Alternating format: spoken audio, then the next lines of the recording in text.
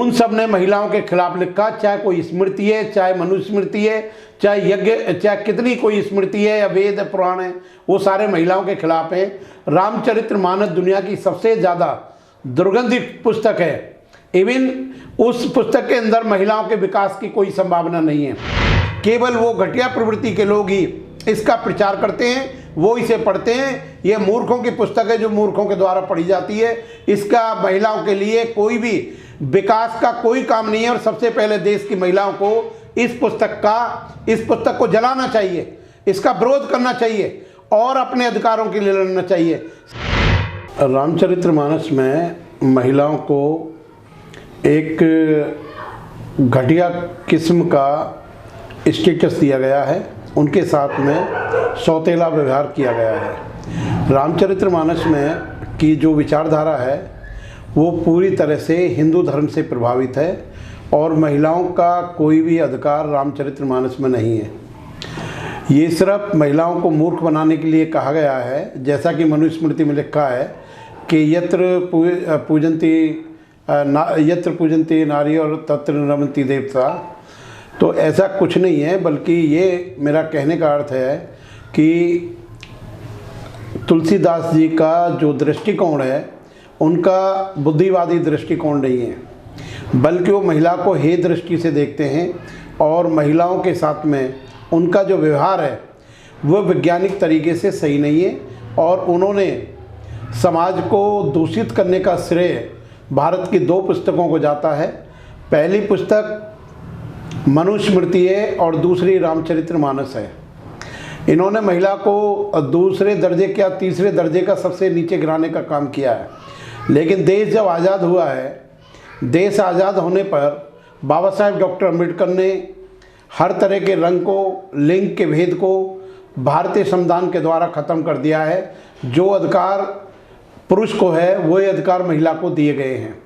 सबसे इम्पोर्टेंट बात यह है कि जो इमूवेबल प्रॉपर्टी थी, इमूवेबल प्रॉपर्टी में जो सक्सेशन हिंदू मैरिज एक्ट है, जो ये हिंदू मैरिज एक्ट है या हिंदू सक्सेशन एक्ट है या Hindu adoption and maintenance act है 1955 में, ये सारी चीज़ें बाबा साहेब डॉक्टर अम्बेडकर ने महिला को दुनिया का सबसे बड़ा स्थान दिया है। और ये स्थान उन्होंने बुद्ध की संस्कृति से प्रभावित होकर दिया है, क्योंकि बुद्ध की संस्कृति में महिलाओं का बहुत ऊंचा स्थान था। तो रामचरितमानस ने महिलाओं को गिराने का काम किया है और उनको देखने मात्र से ही ये बताया गया कि आप दूषित हो जाएंगे। तो उनको हर तरह से अपमानित करने का प्रयास किया गया है। जैसे आप रामचरितमानस की ये चौपाई देखेंगे कि ढोल पशु शूद्र और नारी ये सब ताड़न के अधिकारी। तो ये जो परंपरा रामचरितमानस की है और रामचरितमानस की जो संस्कृति है वो दूसरी संस्कृति है जिसका उद्गम हिंदू धर्म से हुआ है। और महिलाओं के लिए जो सर्वोत्तम स्थान है प्राप्त वो केवल बौद्ध धर्म के अंदर है। मैं एग्जाम्पल आपको दूंगा, जब याज्ञवल्क्य ऋषि का और गार्गी के आपस में डायलॉग चलते हैं तो वो कहते हैं कि सारा संसार किस पर टिका हुआ है। वो ये बताते हैं कि संसार जो टिका हुआ है वो ब्रह्म पर टिका हुआ है, याज्ञवल्क्य ऋषि कहते हैं। तो गार्गी एक क्वेश्चन पूछती है कि ब्रह्म किस पर टिका हुआ है। याज्ञवल्क्य ऋषि पूरी तरह से अपमानित होने के बाद महिला की शिक्षा पर बेल लगा देते हैं और हिंदू के जितने भी तुच्छ दृष्टिकोण या विचारधारा के व्यक्ति हुए उन सब ने महिलाओं के खिलाफ लिखा, चाहे कोई स्मृति है, चाहे मनुस्मृति है, चाहे यज्ञ, चाहे कितनी कोई स्मृति है या वेद पुराण है, वो सारे महिलाओं के खिलाफ हैं। रामचरितमानस दुनिया की सबसे ज़्यादा दुर्गंधित पुस्तक है। इवन उस पुस्तक के अंदर महिलाओं के विकास की कोई संभावना नहीं है। लेकिन बाबा साहेब डॉक्टर अम्बेडकर ने आधुनिक भारत के निर्माण में सबसे अधिक महिलाओं को महत्व दिया है। और मैं आपको बता दूं, ये जो 2005 में एक्ट बना है, द डोमेस्टिक वायलेंस एक्ट जिसे डीवी एक्ट के नाम से कहा जाता है, इस एक्ट में महिलाओं के बहुत ज़्यादा अधिकार दिए हैं। लेकिन मैं आपको सच्चाई बताना चाहता हूँ, ये डोमेस्टिक वायलेंस एक्ट जो है, जिसे डीवी एक्ट 2005 कहते हैं, इस एक्ट के ये है बिना दांतों का एक जबड़ा है जिसमें कोई सजा देने का प्रावधान नहीं है। आप ये देखेंगे कि हिंदू मैरिज एक्ट में जो महिला की शादी करने की जो बात थी, कि एक पुरुष एक ही महिला से शादी कर सकता है, एक महिला एक पुरुष से शादी कर सकती है। ये कंसेप्ट आधुनिक भारत में, भारत के संविधान में या हिंदू मैरिज एक्ट 1955 में हुई। इससे पहले हिंदू समाज के अंदर कोई आदमी कितनी भी शादी कर सकता था, कोई बैन नहीं था, इवन मुसलमानों से भी ज़्यादा शादी कर सकता था।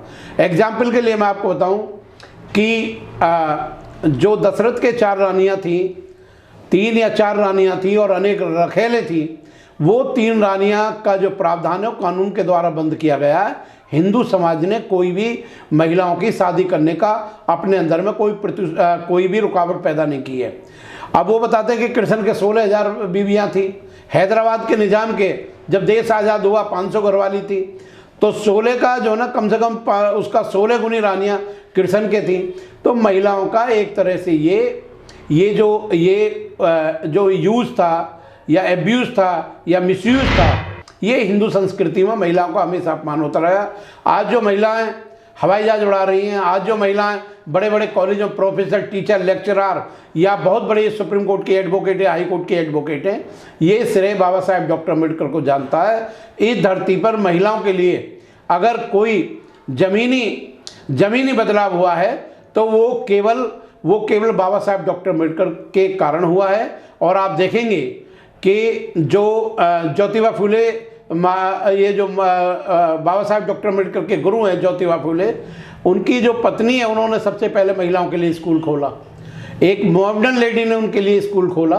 तो ये जो मुक्ति का जो मार्ग है, महिलाओं की मुक्ति का मार्ग, उसका श्रेय बाबा साहेब डॉक्टर अम्बेडकर को जाता है, रामचरितमानस को नहीं जाता। इसलिए रामचरितमानस ये मूर्खों की पुस्तक है, जो मूर्खों के द्वारा पढ़ी और बोली और जिसका प्रचार किया जाता है। अगर तार्किक शक्ति के आधार पर देखेंगे, तर्क की शक्ति के आधार पर देखेंगे, तो हिंदुओं की कोई भी किताब 1 मिनट के लिए ठहर नहीं सकती है। और ये जितनी भी पुस्तकें हैं जो तर्क और लॉजिक और रीजन, तर्क और बुद्धि कसौटी पर अगर आप इन्हें कसेंगे तो ये सारे ग्रंथ फेल हो जाएंगे। तो मैं आपको ये बताना चाहता हूँ कि रामचरितमानस, आप तुलसीदास जी को देखेंगे, वो अपनी पत्नी के पीछे पड़े रहते हैं, रस्सी को पकड़ के, सांप पकड़ के चढ़ जाते हैं।